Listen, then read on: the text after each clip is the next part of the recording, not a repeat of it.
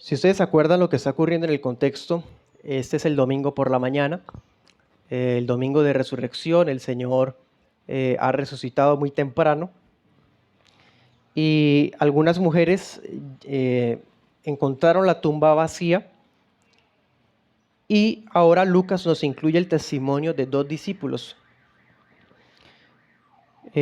Claramente, hermanos, notamos que los discípulos no habían asimilado las cosas, no habían asimilado la muerte del Señor. Ha pasado viernes, sábado y domingo, días muy, muy terribles.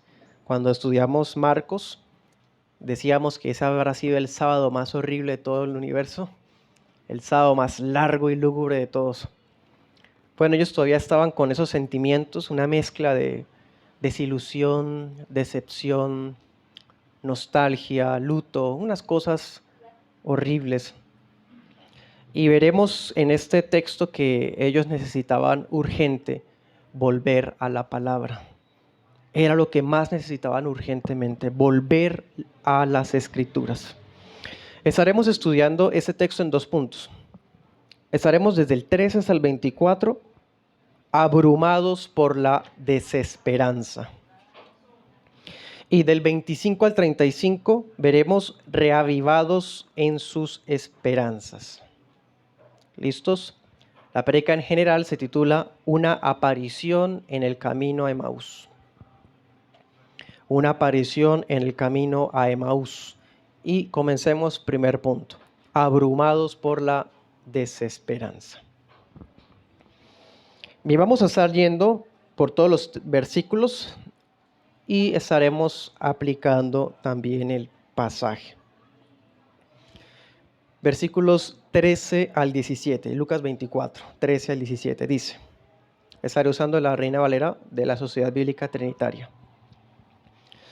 Y he aquí, dos de ellos iban el mismo día a una aldea llamada Emaús, que estaba a 60 estadios de Jerusalén, e iban hablando entre sí de todas aquellas cosas que habían sucedido.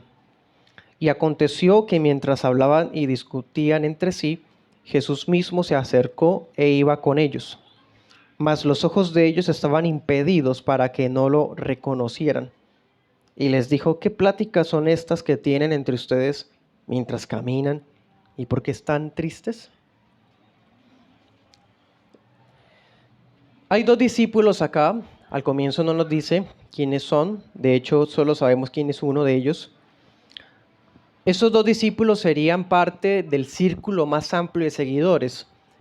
Cristo tenía los 12 apóstoles, pero a la vez tenía luego 70, luego tenía unos 120. En fin, habían círculos de seguidores más cercanos. Ellos habrían sido del siguiente círculo después de los 12. Y dice que iban a Emaús aquel mismo día, o sea, mientras el Señor resucitó y se aparecía a las mujeres, a María Magdalena, él estaba, pues ellos iban de camino a su aldea. El Evangelio de Marcos nos dice que era un campo, Marcos 16, 12. Y eso de Emaús, ese Emaús es un pueblito que quedaba a unos 11 kilómetros desde Jerusalén. Es algo, hermano, muy decepcionante para ellos, al punto de que están en Jerusalén con los apóstoles, pero ya no quieren nada, quieren volver a sus vidas comunes y corrientes. Y se dirigen allá a Emaús. Son 11 kilómetros, es bastante lejos, serían horas de camino. Quién sabe cuánto ya llevarían caminando, ya llevarían bastante. Y de repente Lucas nos dice que iban hablando y discutiendo, muy interesante. El término da a entender que se preguntaban cosas, iban charlando. Y hablaban de las cosas que habían ocurrido, claro, la crucifixión, el juicio, la muerte, lo que decían las mujeres, que los ángeles, que tal cosa. Bueno, todo esto mezclado con sentimientos de tristeza. Y en ese momento un fulano se les acerca y se les une a la caminata. En el versículo 16, Lucas no puede evitar y ya nos dice quién es. Lucas no puede evitar y nos dice sin demora que era Jesús mismo.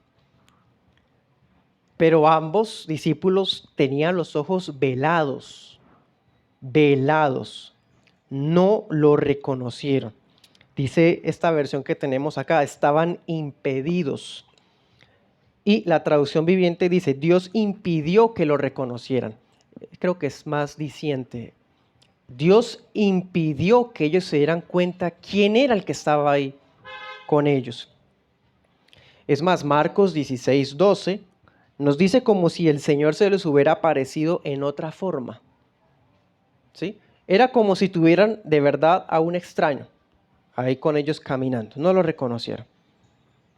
Es algo que se repite en otras ocasiones. Por ejemplo, en Juan 20:14, cuando se acuerdan, María Magdalena piensa que es el jardinero y era él. O en Juan 21:4, cuando los apóstoles estaban pescando y ven a lo lejos a un hombre que está preparando como un asado y es el Señor, pero no lo reconocían. ¿Sí? Era como si se presentara de otra forma. Pero era el Señor, era Dios el que les impedía reconocerlo. Bueno, en el versículo 17, el Señor Jesús se les acerca y les pregunta sobre lo que hablan, dice en la traducción viviente, lo que hablaban tan profundamente. Y era una charla, hermano, que se podía sentir el peso emocional de la conversación. Y les preguntó por qué se veían tan tristes. Dese cuenta qué manera tan linda de abordar a dos desconocidos, ¿no? Se les acerca, habla con ellos, les pregunta qué hablan, por qué se ven tan cabizbajos. Sí, qué manera tan empática, ¿no? De abordar a dos desconocidos. Una buena lección para cuando salgamos a evangelizar. Versículos 18 al 20. Dice, y respondiendo uno, que se llamaba Cleofas, le dijo, ¿eres tú el único forastero en Jerusalén que no has sabido las cosas que en ella han acontecido estos días? Entonces él les dijo, ¿qué cosas? Y ellos le dijeron de Jesús Nazareno, quien fue varón profeta, poderoso en obra, en palabra delante de Dios y de todo el pueblo, y cómo lo entregaron los principales sacerdotes y nuestros gobernantes a sentencia de muerte y lo crucificaron. Lucas nos dice cómo se llamaba uno de ellos, Cleofas. Este Cleofas no tenemos datos de él, hermano. Es probable que sea el mismo Cleofas de Juan 19:25. Si es así, quiere decir que tanto él como su esposa eran discípulos del Señor. Ya, no tenemos más información. Y del otro discípulo no tenemos idea, no se sabe. Hay una tradición que dice que era el mismo Lucas, pero es una especulación realmente. Y lo único que podemos saber es que no eran apóstoles, porque los apóstoles estaban allá reunidos en Jerusalén. Eso es lo único que podemos saber, así con certeza. El caso es que Cleofas, con una actitud bastante cabizbaja, dice el término que se usa ahí, que es un semblante sombrío, bastante decaído. Y le pregunta, ¿acaso eres tú el único forastero que no sabe lo que ha pasado en Jerusalén estos días? O sea, imagínense que esa sería la noticia al momento. Todo Jerusalén estaba hablando de aquel a quien habían proclamado Hosana, al hijo de David, que lo habían matado en una cruz, con la muerte más deplorable que podía haber, y que la gente pues esperaba que él fuera, ¿sí? Eso sería el tema de conversación en toda la ciudad. Y recordemos que siendo Pascua, la ciudad estaría llenísima de gente, así que por eso él se sorprende y le pregunta así, ¿no? Como que si todo Jerusalén está hablando de esto, ¿usted es el único que no sabe de qué es lo que estamos hablando? Y dése cuenta cómo el Señor aborda otra vez, ¿no? Muy, muy lindo. Le dice, ¿qué cosas? Como queriendo escucharlos, ¿no? Como queriendo saber lo que hay en el corazón, que siempre mucha ternura hay aquí, hermano, en estas palabras. ¿Qué cosas? Y ellos le responden sobre Jesús Nazareno, y dense cuenta que todo lo que cuentan acá es el Evangelio, ¿sí? Ahí vemos el Evangelio. Ellos tienen claro el Evangelio, por lo menos lo básico. Solo que hay un pequeño problema. Miren lo que cuentan. Jesús Nazareno, Un hombre que habría sido un profeta poderoso en hechos y en palabra delante de Dios y de todo el pueblo. Sin embargo, los principales sacerdotes y los gobernantes lo sentenciaron a muerte de crucifixión. Hay dos cosas que debemos notar en estas palabras. Lo que están diciendo es verdad y es un muy buen resumen. Es un informe que contiene todo. Ahí está todo dicho. Les faltó fue que dijeran en cuál tumba era que estaba. Pero encontramos un inconveniente, hermano, en el 19. Le están diciendo que fue profeta. Y todos sabemos que sí era profeta. De hecho, el Evangelio de Lucas nos narra que la gente sabía que él era un profeta. Pero ellos son discípulos. Los discípulos se supone que no piensan que Jesús es un profeta. Piensan que él es el Mesías. Aquí ya estamos viendo como los síntomas de una fe que se está muriendo. ¿Sí? O sea, ya no ven al Señor como el Cristo, sino como uno que fue profeta. Dese cuenta cómo es la desesperanza, ¿no? Otra cosa que hay que notar es que ellos prácticamente le atribuyen la culpa de lo ocurrido a los judíos, ¿no? Por lo menos la mayor parte de la responsabilidad. Dice, fueron nuestros gobernantes, nuestros sacerdotes, no hablan de Poncio Pilato, de Herodes, no, ellos de una vez dicen que fueron sus propios gobernantes. Eso también es como una mezcla de decepción, como que se supone que nuestros gobernantes serían los que lo iban a recibir a él y no los que lo iban a entregar. Entonces eso también sumaba a su sentimiento de decepción. Sigamos adelante. Versículos 21 al 24.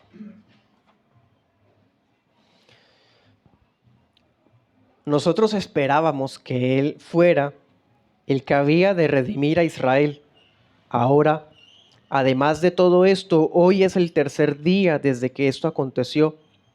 Aunque también unas mujeres de los nuestros nos han asombrado, las cuales fueron muy de mañana al sepulcro, y al no hallar su cuerpo vinieron diciendo que también habían visto visión de ángeles, quienes dijeron que él vive.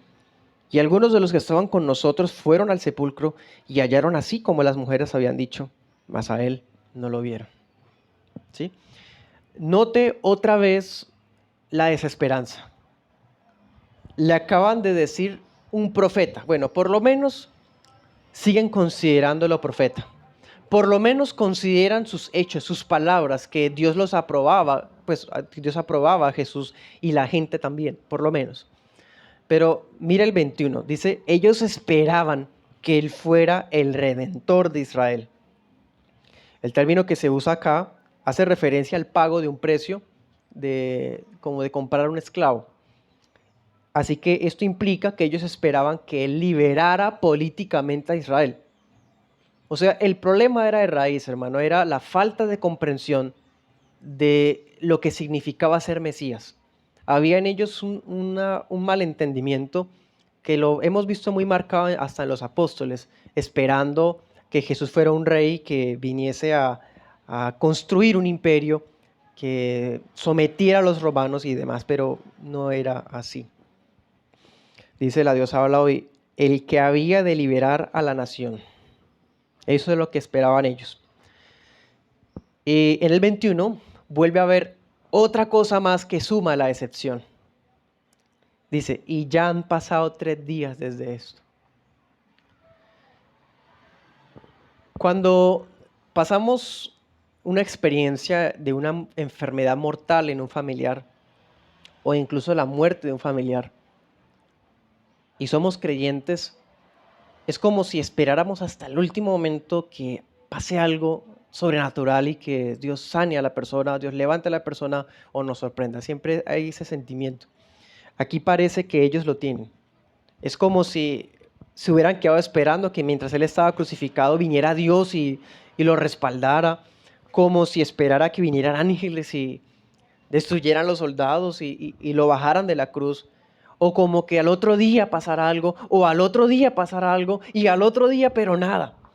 Había ese sentimiento de que Dios hiciera algo, pero ya habían pasado 3 días, ¿sí?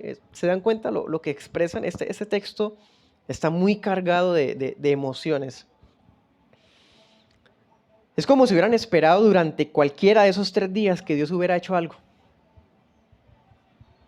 Algo a favor de Jesús. Pero nada había pasado, aparentemente. Nada. Entonces vemos acá que la esperanza de estos hombres se está colgando de un hilo. Todavía lo consideran como un profeta genuino, pero parece que ya no lo están viendo como el que es, como el que había de venir, como el Mesías. Pero, hermano, ellos están diciendo que estaban presentes cuando las mujeres trajeron el primer informe. Es más, estaban presentes cuando Pedro y Juan, ¿se acuerdan que salieron corriendo a entrar allá al sepulcro que lo vieron vacío? Bueno, ellos estaban presentes cuando se dio ese segundo informe. Mire cómo es la incredulidad, la desesperanza y la desilusión. Porque se supone que este sentimiento de desesperanza que ya lleva 3 días hubiera sido suficiente para que se disipara con el solo testimonio de las mujeres. O sea, ese testimonio no lo estaba dando solo María Magdalena, habían varias mujeres, por lo menos unas 4, incluso más. Eran varias las que estaban confirmando, incluso que ángeles les habían dicho que él vivía. Se supone que ese testimonio era suficiente para que su esperanza reviviera, pero no fue así. ¿Cómo reaccionaron ellos? Mire el versículo 22. Dice, nos han asombrado. Dice la Reina Valera antigua, nos han espantado. O sea, en vez de alegrarse, les ocasionó miedo. Como susto, dice otra versión.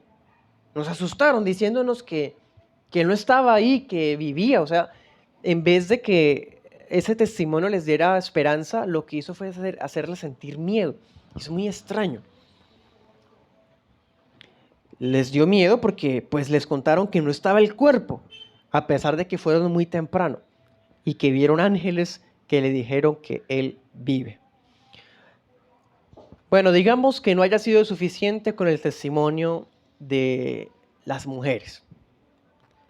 Pero entonces, ¿por qué no creen al informe de Pedro y de Juan? Ellos fueron al sepulcro, ellos corroboraron que todas las cosas estaban tal como las mujeres habían dicho. Y aunque a él no lo vieron, pues había como coherencia en los testimonios, pero tampoco. ¿Sí? Este es el problema de escuchar con oídos de incredulidad, algo que hemos estado estudiando en el libro de Hebreos. Cuando esto escuchamos con oídos de fe, es como que no nos aprovecha la palabra predicada. Vamos al segundo punto, reavivados en sus esperanzas. Versículo 25 al 29. Dice, entonces él les dijo, oh insensatos y tardos de corazón para creer todos los que los profetas han dicho. ¿No era necesario que el Cristo padeciera esas cosas y que entrara en su gloria? Y comenzando desde Moisés y desde todos los profetas, les declaraba en todas las escrituras lo que decían acerca de él. Y se acercaron a la aldea a donde iban, y él hizo como que iba más lejos. Mas ellos le insistieron diciendo, quédate con nosotros porque se hace tarde y el día ya ha declinado. Entró pues a quedarse con ellos. Él les preguntó, ¿no? ¿Qué cosas? Ya ellos le contaron. Y cuando los escuchó, miren cómo reacciona el Señor. Los reprende. Son personas que están desanimadas, desalentadas, decepcionadas, desilusionadas, deprimidas. Hay un sentimiento de nostalgia, de luto. Pero el Señor no está para hablarles suave ni bonito. Hay momentos donde las personas deben ser reprendidas, aun cuando pareciera que lo que necesitan son palabras bonitas. Pobrecitos, no, vengan, qué tal cosa. No, les habla fuerte, les dice insensatos, torpes, faltos de comprensión, lentos de corazón. Les cuesta tanto creer lo que los profetas han dicho. Los regañó. ¿Y este qué pasó? Nos está regañando este forastero desconocido. Les habla con autoridad. Cuando un corazón está siendo embargado por la desesperanza o la incredulidad, la falta de fe, no es oportunidad para hablarle bonito. Debe ser exhortada la persona. El tema de la incredulidad, como vimos en Hebreos 4, es delicado porque por la incredulidad los israelitas no entraron a la tierra prometida. Dice el apóstol allá en Hebreos, no sea que a algunos también les pase como a ellos y caigan en semejante ejemplo de incredulidad. Por eso les habla fuerte. No se pone a hablarles suavemente para que crean, no, fuerte, porque ya eran discípulos. Y mira lo que hace. No sabemos, quizás Cleofas tenía un rollo de las escrituras, quizás el otro discípulo, quizás él mismo lo trajo, no sabemos. El caso es que usa las escrituras, tendría a la mano unos textos bíblicos y comenzó a explicarles con pasajes de la Biblia, desde Moisés hasta los profetas, que era necesario que el Cristo padeciera antes de entrar en su gloria. Dese cuenta de eso. Esta palabra, cuando dice que les mostró en todas las escrituras, dice les explicó, dice otra versión. Esa palabra explicarles es una palabra de la que proviene nuestro término hermenéutica. Muy interesante. Ahí están viendo, bueno, ellos están siendo testigos de la exégesis más gloriosa bajo el cielo, ¿no? Una hermenéutica impecable. El Señor, con la Biblia en la mano, está encontrándose a sí mismo a lo largo del Antiguo Testamento. Quiere decir que Cristo no solamente ya había sido predicho, sino que estaba presente, anticipado, vivo en todas las páginas del Antiguo Testamento. Y esto aquí él lo demuestra. De hecho, habla de la triple división del Antiguo Testamento, ¿no? Profetas, Moisés y Escrituras. ¿Sí? El Antiguo Testamento hebreo. Eso hace que pues descartemos los libros deuterocanónicos porque no son reconocidos por el Señor Jesús. Bien. El caso es que él, con la Biblia en la mano, desde Génesis, Números, Salmos, Isaías, Zacarías, bueno, Ezequiel, les demuestra que el Mesías sí va a entrar en la gloria. Iba a entrar en la gloria, pero la gloria iba a venir después de sufrimiento.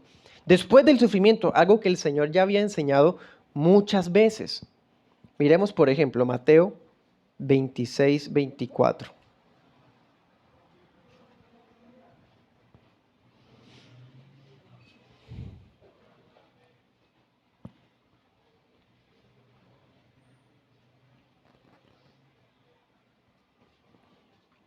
Mateo 26, 24 dice, a la verdad, el Hijo del Hombre va como está escrito de él, ¿sí? Y así lo puede ver en varios textos más. Mateo 26, 24. Ya la palabra había dicho y él mismo les había enseñado que era necesario que Cristo padeciera antes de entrar en la gloria. Quiere decir que una vez padecido el Señor, ¿qué seguía? La gloria, sin necesidad de esperarse a una especie de milenio futuro. Bueno, ya ha entrado en la gloria, como el Señor lo ha dicho muchas veces en el Evangelio de Juan. Dijo, esta es la hora de que el Hijo del Hombre sea glorificado. En fin.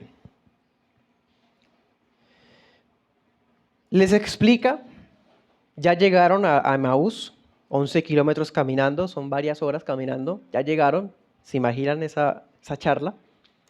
Horas hablando bíblicamente de todas estas cosas. Fascinante, yo creo que les pareció corto el camino.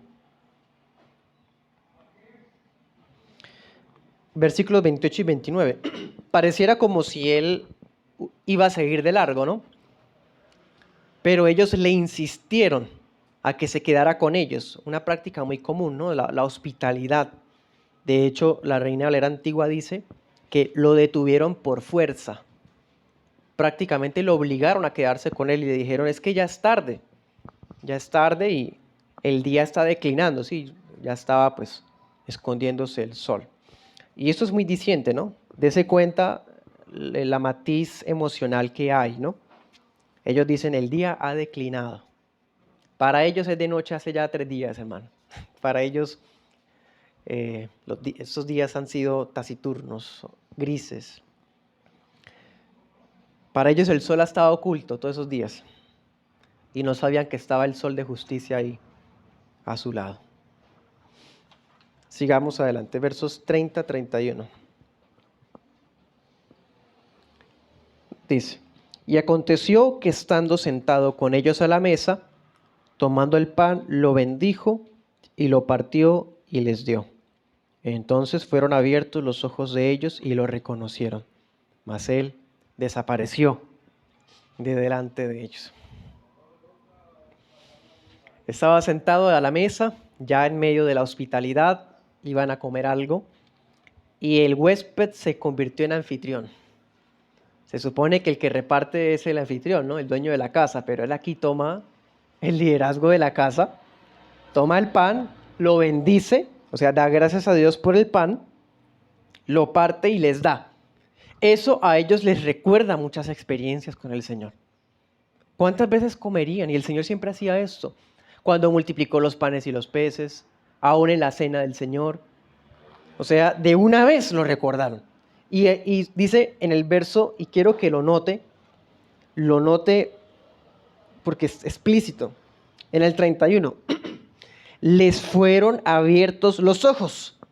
Ahorita les fueron impedidos los ojos. Dios no los dejó reconocerlo. Y ahora Dios les abrió los ojos. Es Dios, hermano. No hay nada que nosotros hagamos para que podamos ver, a no ser que Él mismo nos dé vista, visión. Y lo reconocieron. Apenas lo reconocen, Él desaparece. Imagínense esa escena. Algunos se preguntan si esto era una cena del Señor. Bueno, probablemente sí, igual pues Él es el que la instituye, pues tiene derecho a celebrarla donde quiera, ¿cierto? Dice en la Biblia Peshitta, Él fue quitado de ellos, desapareció. Y se dieron cuenta que era Él, entonces se miraron el uno al otro. Versículos 32 al 35, leamos la parte final, dice, y se decían el uno al otro, ¿no ardía nuestro corazón en nosotros mientras nos hablaba en el camino y cuando nos abría las Escrituras? Y levantándose en esa misma hora, volvieron a Jerusalén, horas de camino, y hallaron a los 11 reunidos y a los que estaban con ellos, que decían, verdaderamente el Señor ha resucitado y se ha aparecido a Simón. Y ellos contaban las cosas que les habían acontecido en el camino y cómo había sido reconocido por ellos al partir el pan. Se dan cuenta que era Él, estando a la mesa, y se desapareció. Y se empiezan a decir el uno al otro, nuestro corazón ardía cuando nos explicaba la palabra, con razón. Qué hermoso sentimiento, hermano. ¿No ha sentido usted eso? Que a través de la palabra su corazón arde. Cuando le habla a Dios a través de las Escrituras, apenas ellos, mejor dicho, se dan cuenta que es Él, dicen, tenemos que ir a contar. Sí, de verdad, resucitado. Las mujeres tenían razón. Vamos a contarles. Hermanos, si serían 5 o 6 horas a pie, dice la Nueva Traducción Viviente, en menos de 1 hora llegaron a Jerusalén. Corriendo. A toda velocidad con lo que podían ellos. Ya se habría hecho de noche. Ya el día no importa que estaba declinado. Vamos. Tenían que llevarle la buena noticia a los hermanos. Cuando llegan allá a la casa, los apóstoles están reunidos y otros hermanos también. Y los que estaban ahí ni siquiera los dejaron hablar, porque ellos también les contaron que sí era cierto que el Señor había resucitado. Era un encuentro de testimonios, uno y otro, desconectados geográficamente, una evidencia de que era real, no eran alucinaciones. Es más, contaron que a Pedro se le había aparecido el Señor. Eso está en Corintios 15:5. O sea, ya Pedro contó que el Señor sí resucitó. Y dése cuenta, ¿no? El tema cultural que hay aquí detrás. Fueron varias mujeres las que testificaron. Pero en ese tiempo se le daba más credibilidad al testimonio de un solo hombre que al de varias mujeres. ¿Cuál fue la reacción cuando escucharon el testimonio de ellas? No, están locas. Pero cuando Pedro cuenta, como que, entonces sí. A propósito, para este momento, Tomás se fue. No sabemos, se fue a su casa, salió de ahí. El caso es que Juan 20:24 nos dice que Tomás salió. Salió en el momento menos oportuno. Diríamos hoy, se fue antes de acabarse el culto. Y pues cuando le cuentan a ellos el testimonio de lo que Pedro había visto, ellos también cuentan el suyo, que lo que ocurrió en el camino, cómo lo reconocieron cuando sus ojos fueron abiertos al partir el pan. ¿Sí? Ahora mire Marcos 16:13. Marcos 16:13.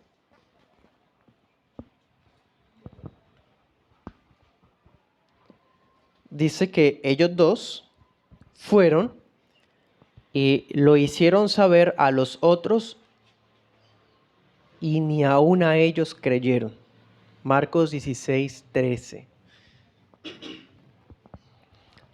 Ya habían habido varios testimonios, las mujeres, que fueron varias, por lo menos unas 5, Pedro, ahora los dos, Cleofas y el otro, por lo menos 8 testimonios habrían como mínimo para ese momento. Y todavía no creían. Tan solo miremos a Tomás, sabemos la historia, no fue sino hasta 8 días después que creyó. No creían. O sea, la raíz del problema de la gente inconversa e incluso de muchos creyentes es el corazón de incredulidad. No es la falta de pruebas, no es la falta de claridad en la Biblia, es falta de fe, sencillamente.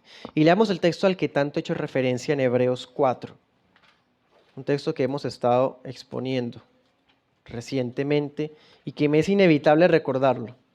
Hebreos 4, 2 dice: a nosotros se nos ha anunciado el Evangelio como a ellos, mas no les aprovechó la palabra oída, no habiendo sido mezclada con fe por los que la oyeron, pero los que hemos creído entramos en el reposo. ¿Sí? Miren el 6. Así que puesto que falta algunos, que algunos entren en el reposo, y aquellos a quienes primero fue anunciado el Evangelio no entraron por causa de la incredulidad, otra vez determina cierto día diciendo por David, hoy. ¿Sí? Versículo 11. Procuremos pues entrar en aquel reposo para que ninguno caiga en semejante ejemplo de incredulidad. Dense cuenta qué tan terrible es el pecado de la incredulidad. Como decíamos en aquella ocasión, el pecado de incredulidad es quizás la raíz de todos los pecados. Así como la fe es el instrumento para la salvación de las almas, la incredulidad es el instrumento para su condenación. ¿Sí? Y vemos que puede haber personas expuestas al testimonio verídico de gente conversa. Puede haber gente expuesta a la predicación clara del Evangelio. Puede haber gente expuesta a milagros del Señor y aún así no creer, porque sus ojos están cerrados. El Señor tenga misericordia de nosotros. Y para terminar, les voy a decir algunas aplicaciones.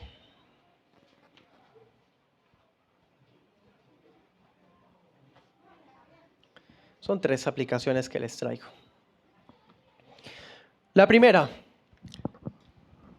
ya han sido casi 2000 años de evidencias y de testimonios acerca de la resurrección de Cristo. Y el mundo todavía se niega a creer. Le creen más fácilmente a una película ridícula basada en textos apócrifos sin ningún tipo de evidencia, en vez de creerle a los evangelios, por ejemplo. Así es el mundo incrédulo, perdido. Pero Cristo no se les va a aparecer. Él en su soberanía se les quiso aparecer a estos dos, a Cleofas y al otro, pero no a todos se les apareció.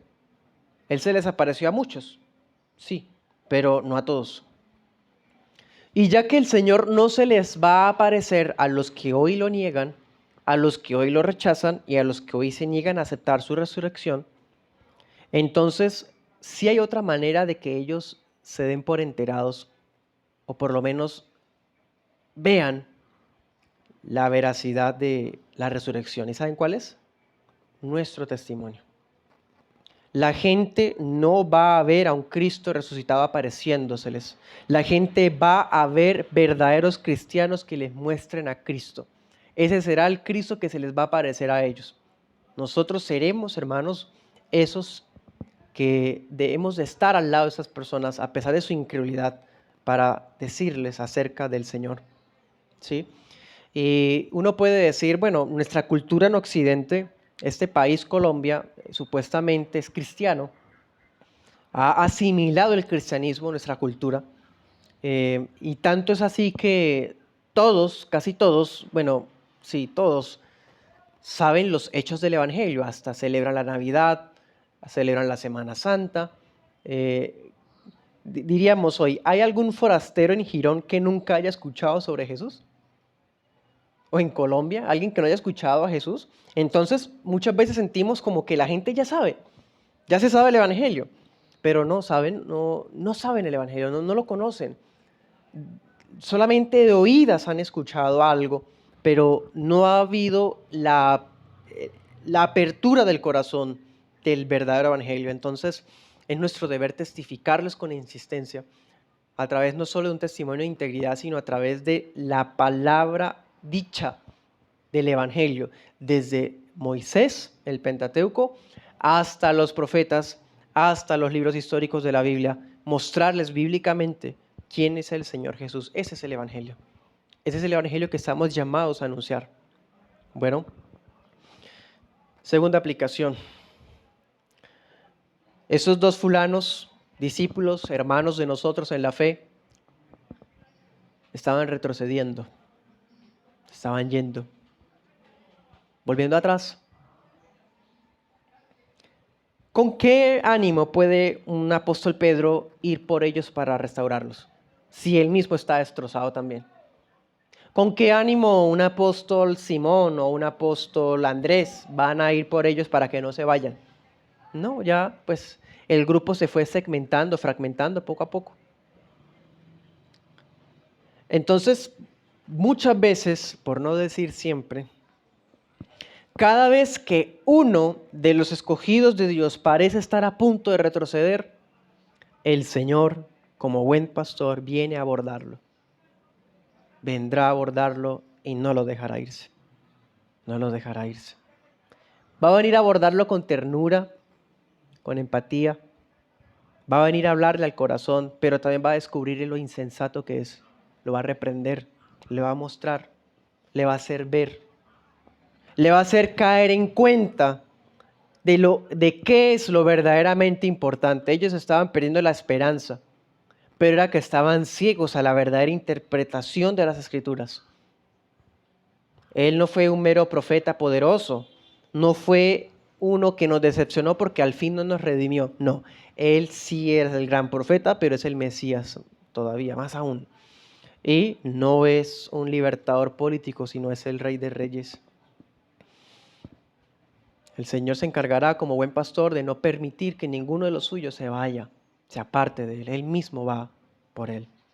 Y en muchos casos puede usarnos a nosotros, como diría Santiago, que el que haga volver a uno que se ha ido, sepa que cubrirá multitud de pecados, ¿no? ¿Se acuerdan? El último versículo de Santiago habla de eso. Pero sea que nos use a nosotros o no, no se irá, no se apartará de él. Él siempre es un buen pastor que cuida de los suyos. Otra aplicación que podemos aprender acá, hermano, es la importancia de la hospitalidad. Todas las escrituras se insiste el tema de la hospitalidad y el Nuevo Testamento no es la excepción. Ya sabemos que por medio de la hospitalidad algunos recibieron ángeles. Recordamos a Lot, recordamos a Abraham, ¿sí? Pero dense cuenta que no solo hubo gente que recibió ángeles, hubo gente que recibió a Dios mismo en su casa. Al Señor Abraham, y aquí estamos viendo a Cleofas y al otro. ¿Quién sabe la casa de quién sería? De cualquier de los dos. Estaba hospedando a Dios en su casa. Es lo importante de la hospitalidad, del servicio unos con otros. Ese tema lo hemos tocado varias veces, incluso en nuestro estudio de Primera de Pedro se habló de eso. Ciertamente han habido gentes que han abusado de la confianza de otros, o a veces peligros, a veces malicia, a veces prejuicios, lo que sea. Nosotros debemos derribar todas esas barreras y ser con un corazón hospitalario con aquellos hermanos que necesitan nuestra ayuda, aún nuestro techo, de manera temporal, por supuesto. Bien, y en lo que respecta a nosotros, más nos vale no dejar que el Señor se vaya de largo, ¿no? Él iba a seguir de largo y ellos prácticamente que lo retienen para que se quede con ellos. Hermano, que usted, y especialmente el padre de familia, esposo, usted, más le vale no dejar ir de largo al Señor en su casa. Haga todo lo posible para que el Señor se quede en su casa. Y última aplicación, cuán lamentable es que tantos creyentes transiten iglesias en busca de experiencias estáticas y quieren buscar fuego extraño realmente. Quieren temblar, quieren irse al piso y quieren muchas cosas, cuando el verdadero fuego, el verdadero culto de fuego es donde se expone la palabra fielmente. ¿Qué fue lo que ocasionó el ardor en el corazón de esos discípulos? La palabra explicada desde Génesis hasta Malaquías. La palabra desmenuzada, mostrando a Cristo en cada pasaje. Ese es el verdadero ardor de una iglesia bíblica y no experiencias extáticas paganas. Este ardor que proviene de la palabra no es mera información a nuestra mente. Este ardor de verdad que transforma nuestros sentimientos, nuestros afectos. Nuestros afectos son avivados. Nuestro verdadero avivamiento no es alguna experiencia mística, es la palabra que arde el corazón de nosotros. Es solo la palabra. ¿Cuándo se les abrieron los ojos a ellos? Después de que se les habló la palabra.